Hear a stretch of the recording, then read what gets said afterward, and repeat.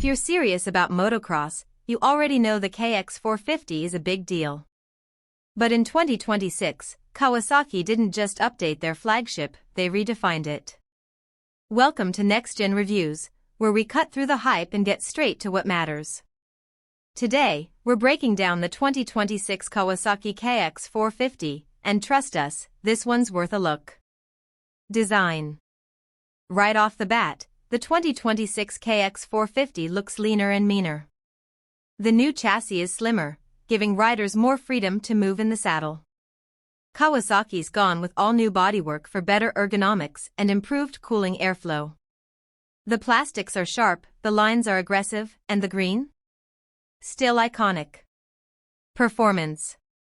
At the heart of the KX450 is a heavily revised 449 cubic centimeters engine.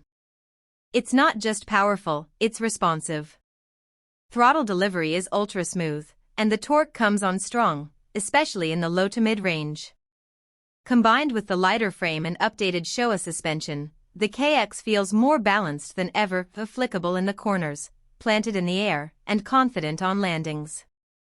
Features and technology. Kawasaki brought tech to the dirt in a smart way. The 2026 model now includes selectable ride maps, traction control, and even a handlebar-mounted launch control button. The new smartphone app allows you to tune power delivery on the fly via Bluetooth. No guesswork, just performance, dialed in your way. It's still raw, but now it's customizable. Conclusion. So, is the 2026 Kawasaki KX450 the new top dog in the 450 class? It's definitely making a strong case. But what do you think?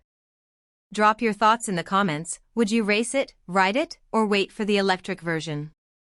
If you found this review helpful, hit like, share it with your riding crew, and don't forget to subscribe to Next Gen Reviews for more straight-up takes on the latest rides. Keep it pinned, and we'll see you next time.